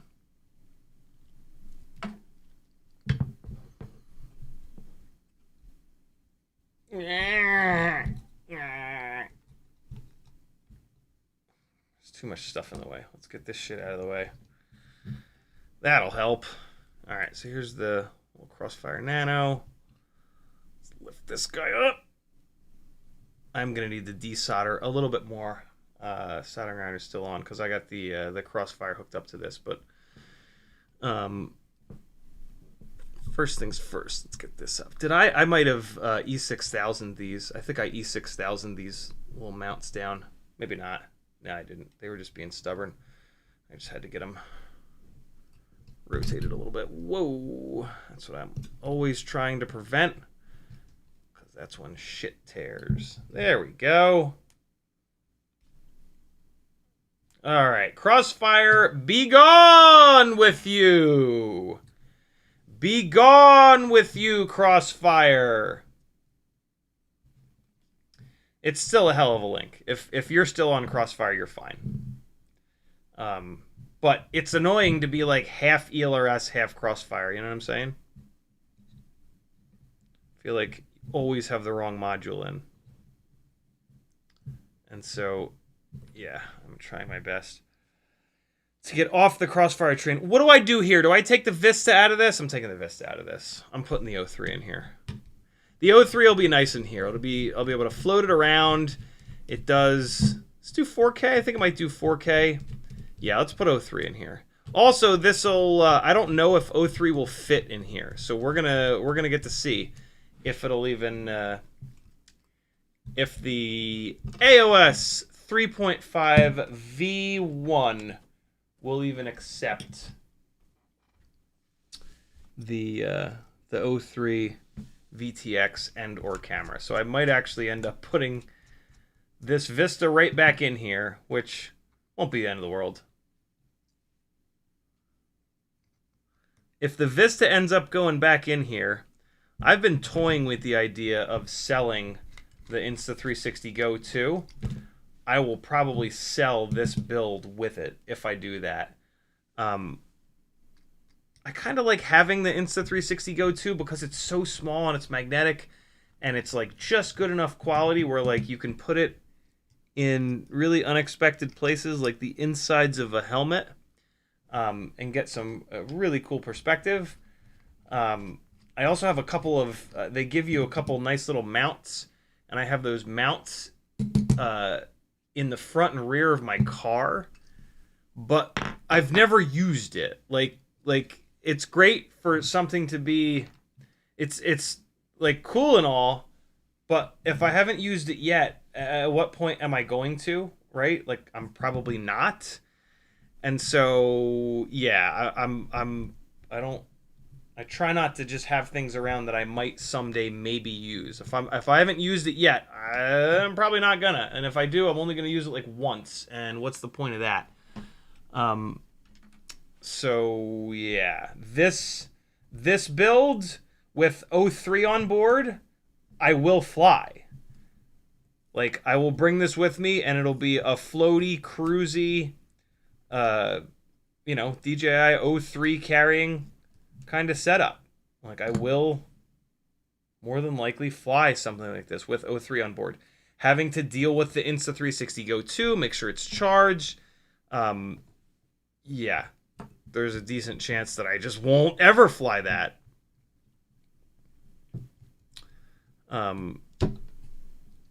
So yeah, it's important to kind of be realistic about that stuff.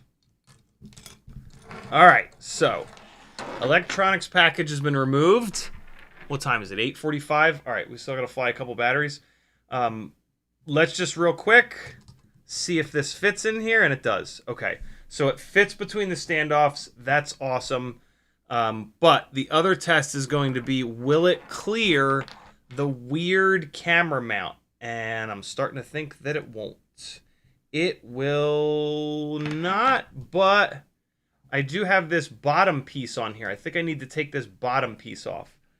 What's that, on screws? It is. Where the hell's the little screwdriver? What? Where's my little Phillips head screwdriver? Damn it. Bueller? That's not it, right? That's the little stupid M1.3. Where's my little Phillips head screwdriver? Where'd it go? I don't think I brought it with me, did I? Looking in the toolbox. What in the hell? Well, this one will work.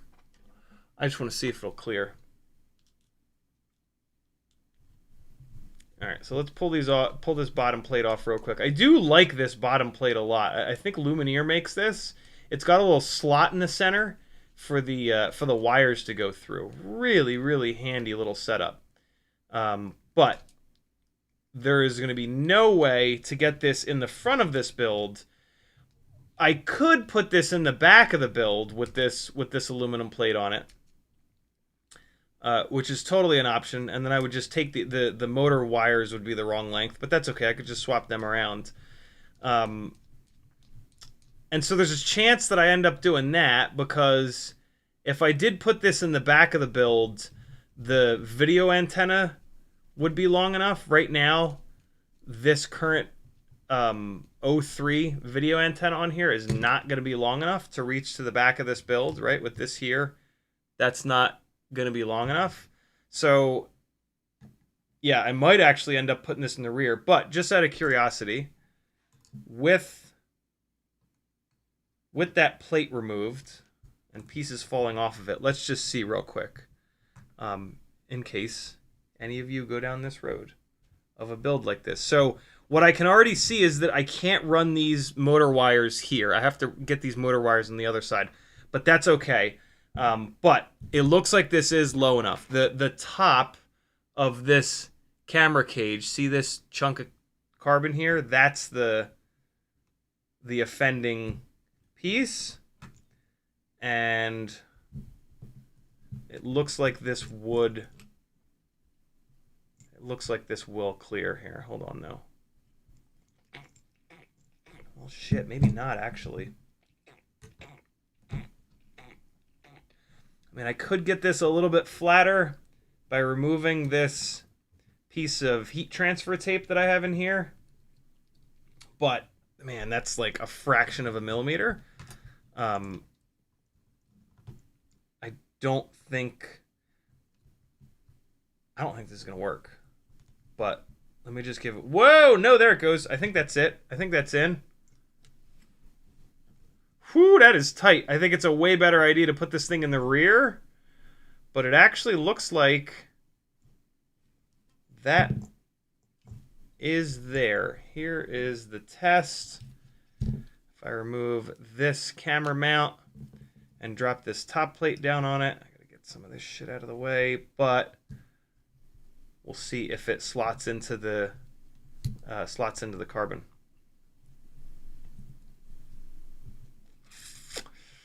Ooh, it's close, man. It is very close. I think I think you could crank it down and it would work. But, oh boy, I don't know. Hold on. Nope. See, the VTX is sitting really far back right now. Okay, so it won't work in the front. So I could tell you, it ain't going to work in the front of the frame, but there's kind of no reason to put it up there. So I'm going to put it in the back, I think, and I'll just rotate these motors front to rear. Actually, I'm going to go diagonal with these motors so that the long cables are now in the rear, and then I'll put the flight controller up front.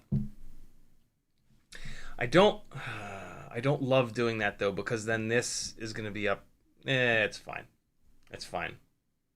But yeah, it will not clear. The 03 is a little taller than the Vista. If you look at them next to each other, the 03. Oh, excuse me. The 03 is like a millimeter or two taller than the Vista. And this frame was built when only the Vista was around. And so, yeah, if I'm going to do the 03, it's going to have to be in the rear, and it looks like it will clear. It also looks like the camera cable is just barely long enough, and that's pretty cool. The camera is going to sit right out here. So, yeah, this AOS Cine 35, I'm sorry, not Cine, AOS 35V1 is going to have this 03 in the rear. Which is totally fine, because then I can use this excellent little plate with the little slot for the wires to pass through. Because the deck height is fine. We have enough deck height. Okay, so there we go. That's what's going to happen with this build. Let's fly a couple batteries, and then we'll all break for lunch. Did you guys see that the New York Knickerbockers won the Super Bowl? How exciting. Here's the most Northeast shit ever. You ever want to describe the Northeast? Here you go.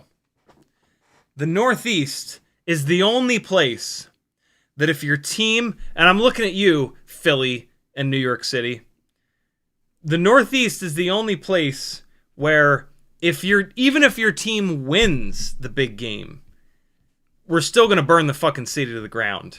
We're not going to celebrate like, you know, a lot of cities, when their team loses, they burn that shit to the ground because they're pissed that they lost. But, whoa, nah, man. Philly and New York, it don't fucking matter. You give us a chance to burn this bitch down, we're burning it to the goddamn ground. We're vandalizing shit, we're breaking windows, we're throwing bricks, we're throwing batteries. Boston too, my dad says, see? That's the Northeast. That's it. Next time you have the opportunity to describe the Northeast US and like what the vibe is, right? That's the vibe. My team won. Yay! Smash, smash, smash, kill.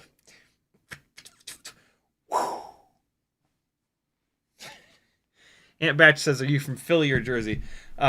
Jersey, but my dad's from the Philadelphia area. For example, my dad does not say the word water. He says wooder. W-U-T-E-R or W-O-O-D-E-R, which is a very like Philly kind of thing. So yeah, I grew up in a house with very strong Philadelphia vibes. Also, we were only like 45 minutes from Philly. After I graduated college, I moved down to Cherry Hill, which is right over the river from Philadelphia.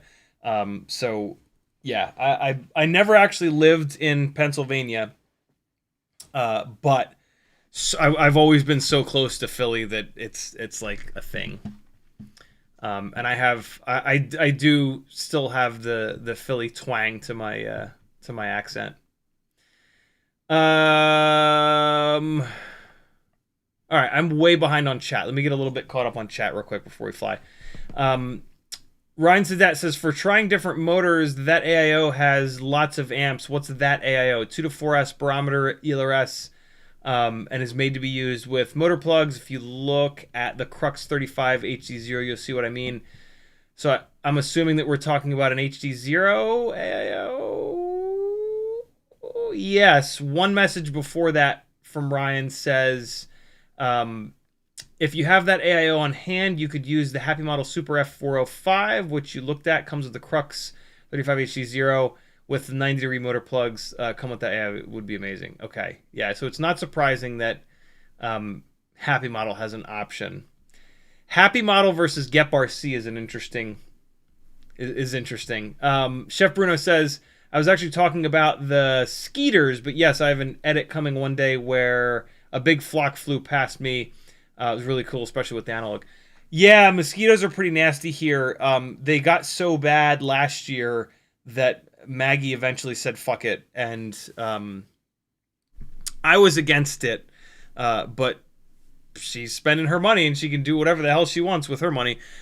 She had mosquito people come out and they have totally taken care of it. And so now the mosquitoes are absolutely under control, which she was right and I was wrong. It is really nice to be able to actually go outside without getting hammered. So yeah.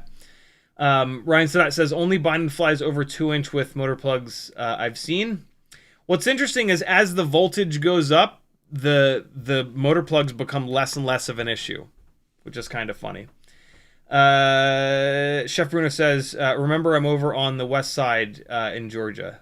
Nice. I meet so many beautiful people. It's impossible to keep track.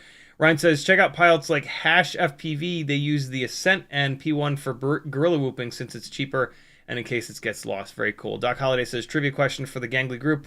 What do you call a group of crows? My dad immediately answering a murder, which is correct. Ryan Sadat says, maybe the P1 would pair well with the 75mm 1S with the Gep RC 25K that you took apart after testing.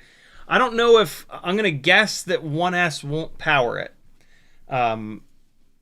So yeah, most of these HD systems do kind of need 2S or a at least a mega high amp output, 9-volt or 5-volt back. Ryan Sadat says, I'm hyped for the P1 AIO. They literally merged the Matrix 2 and the P1 air unit, 12 amp FETs and everything. Could be good. Hopefully it works. Varden says, did you know TBS Crossfire is NDAA compliant? Not the ones that I have, but they are making ones that are NDAA compliant. I don't care about NDAA compliance, if we're honest here. Ryan Sadat says, I think what would solve all the problems with choosing an AIO would be just throwing a 30x30 stack and calling it a day. Yeah, indeed. Ryan says, did you look at the Tune RC Easy HD 2-3S? TC Moore just made a 2.5-inch build with it. I didn't see that was for sale anywhere. But that could be a good option. I'm a little bit... I did not have a great experience with the Tune RC 2-4S, and so I don't really know, but could be good. Frank Dr. Nula says, can you get to the USB-C port like that? Never mind, you decided against putting it up front. Uriel says, thanks for the ASMR today, I missed you. Ant Batch says, and we got that. Cole says, please explain why the Northeast is still in charge of anything, let alone the entire country. Lunatics. Awful lot of smart people in the Northeast, I will say that. Even though their sports fans are a little bit insane. Yeah, the education system in the Northeast is second to none, and I think a fuck around and find out attitude is a good thing. So yeah, I think we'd potentially be in a much worse place certainly if the South was in charge of anything. You could make a pretty strong argument for like California or Washington or Oregon. But yeah. Ryan Sadat says, if I didn't know any better, I would have thought you were from Philly. Yeah, almost. So close. Let's fly a couple batteries and then we'll get out of here, friends. We are going to fly the Ultimate Freestyle Tiny Whoop again on the 36,000 kV motors because it just came back from Spider Sugar. It still has his crazy OSD on board, and I think it's cool. And I haven't flown this little buddy in a while. And at some point here, we're going to have a little comparison of 1mm versus 1.5mm. And this is going to be one of the stars of the show. So let's put another couple of batteries through it, make sure it's ready for that. I almost did that tonight, to be honest. Here we go. This is a Mobula. Nope. This is a 2G4 AIO with Cockroach 65 V3 frame,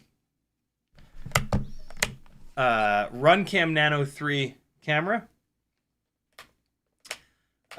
Mobula 6 canopy,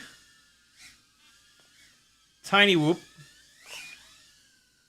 0702, 36,000 kV motors, the green ones. I didn't expect that to be there. And HQ 1.2 by 0.9 by 3 propellers. Oh my god, Stig helmet got me. White Stig helmet got me. Black Stig helmet. You're cool. White Stig helmet. How dare you? Oh, what? I'm shocked. I thought I had my path all cleared up there. Let's see what's happening upstairs. Anything cool? Oh no!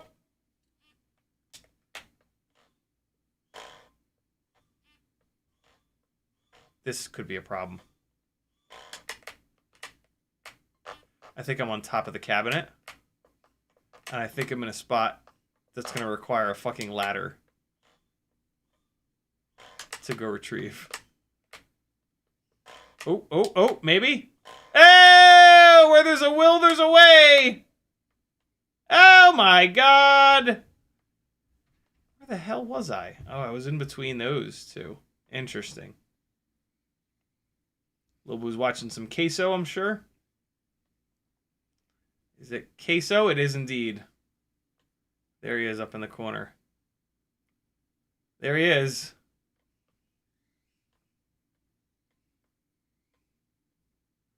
Full room power loop.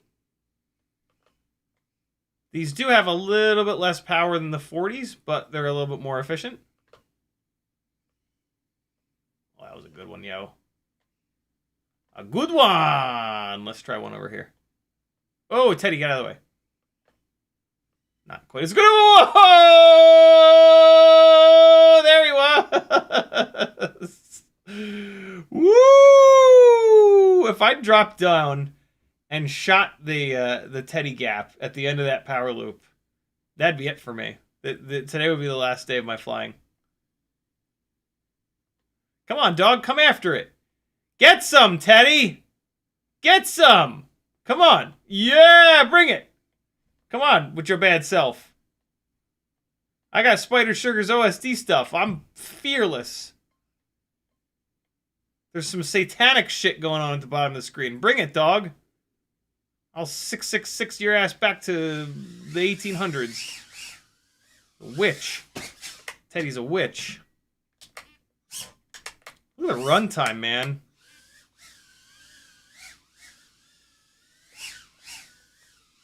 Hey. I don't know what to do without all the hanging gates in here. Hey.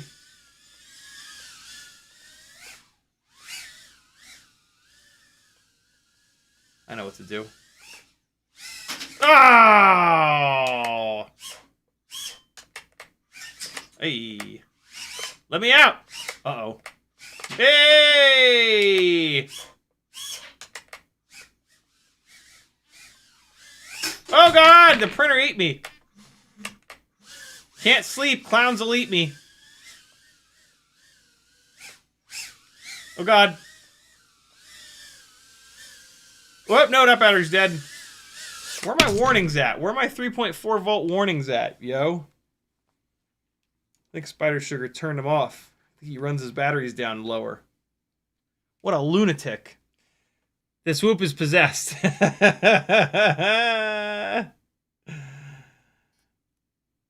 All right. I'm going to fly one more because it is after 9. Last battery, friends. Fly your 6 batteries today, yo. I flew 2. You got to fly at least 4, but fly your 6. 6 batteries away. 6 batteries a day will have you flying better every day. Flying way, way, way better. Flying away. 6 a day will have you eating whey. 6 a day is like drinking a glass of whey. Oh, God. Hey. Oh, no, no. Let's use this little trench in here. Oh, newbie drone gate, you bastard. Oh, God. I was trying to adjust my hand on the left side of the transmitter. No, no. Uh-oh. Oh, my. Where am I? Oh, boy. Uh-oh. Never a good sign. Uh-oh. Come on. Come on. Ah, boy. All right, I'll go grab it. Ain't getting it out of there.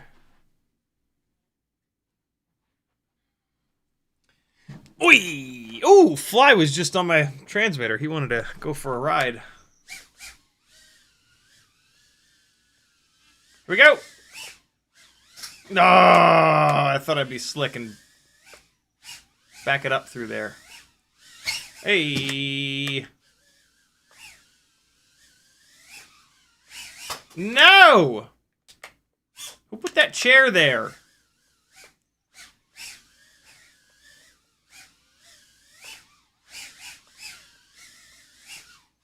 Get in there. This is having these 3 cubes stacked up like this. This is one of the best things you can do for your flying right here. This is so difficult.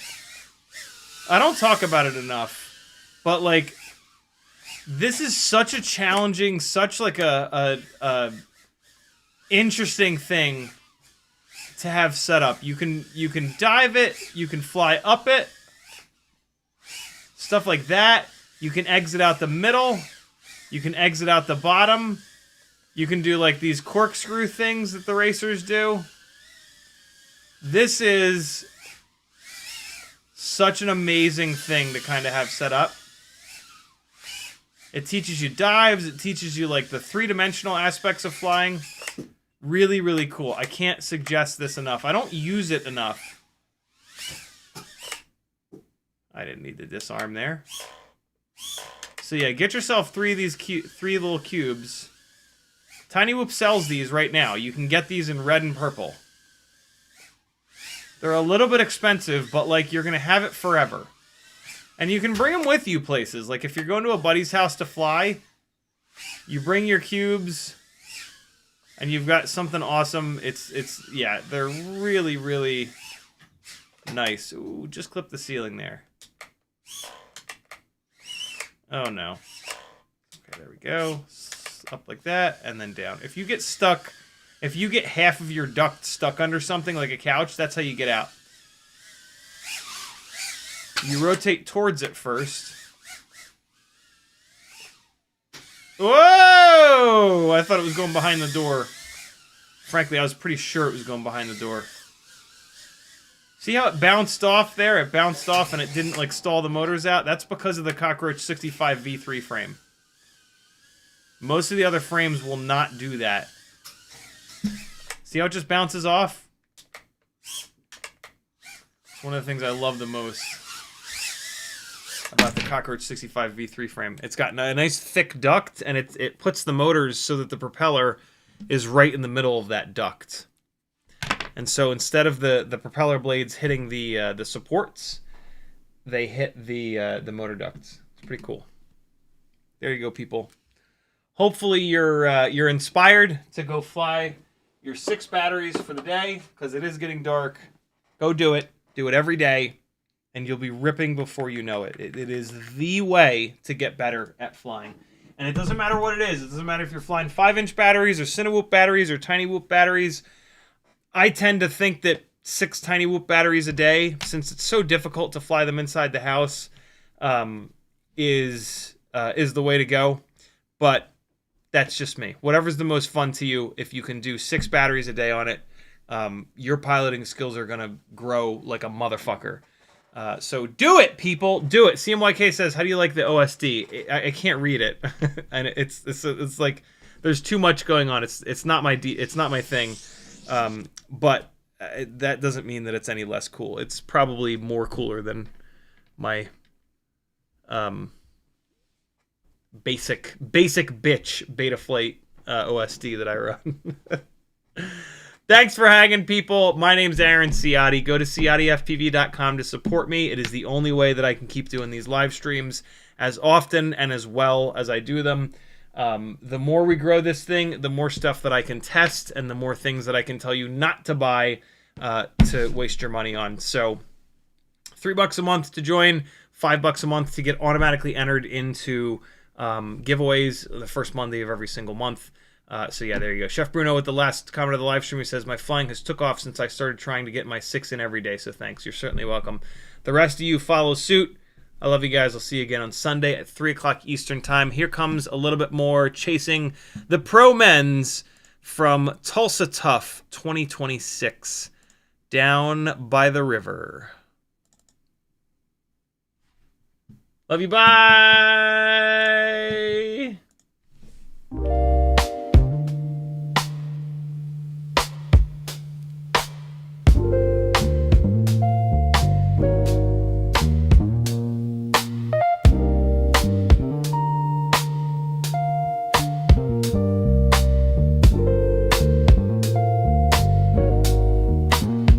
Yeah. Out in the yard where the grass grows wild, CiottiFPV's goggles locked, grinning like a child. Teddy Spaghetti's fur flies and jet wash dreams, yeah. Chasing small whoops like a dog possessed fiend. Eyes on a neon blur, hard in the chase. Bit fuzz and prop spin all tangled in place, yeah. Four-legged rebel with a rotor stir tail in the circus of the sky, they never fail. CiottiFPV, Teddy Spaghetti, dynamic duo kings, barking at the breeze, throttling at top speed, they zooming through hoops, flipping in style. That schnauzer's got throttle and a toothy smile. Yeah, yeah, yeah. Shotty's on sticks, Teddy's on paws. Side by side, legends breaking all the laws. Through the kitchen, over couch scale terrain. Backyard mayhem in their flight domain. No ground too sacred, no loop too tight. Fuzz, fuel, fury ignites the night. When pilot and pup lock eyes on the prize, every whoop they conquer is a fresh cut surprise. Yeah, yo, Shotty behind the sticks, Teddy's leading the pack. Prop guard missiles unleashed, never looking back. No leash, no map, just freestyle Mike. They on the dog drone streets every day and night. Said whoops, hitting low, gotta nail the dive, Teddy. Push throttle up, feel the beast come alive. I see the neon arc, got the sticks locked in, Teddy. Yeah, let's rip this loop, ride the roar of the wind, Teddy. Yep, yeah. CiottiFPV, Teddy Spaghetti, coming at duo kings, barking at the breeze, throttling at top speed, zooming through hoops, flipping in style. That schnauzer's got throttle and a toothy smile. Teddy Spaghetti, barking at the breeze, throttling at top speed, things zooming through hoops, flipping in style. That schnauzer's got throttle and a toothy smile. Yeah, when you hear that bar cut the rotor hum, you know Ciotty and Teddy Teddy's mission's just begun. FPV's fur-faced legends, legends sing it loud. Yeah, Teddy Spaghetti and CiottiFPV always proud.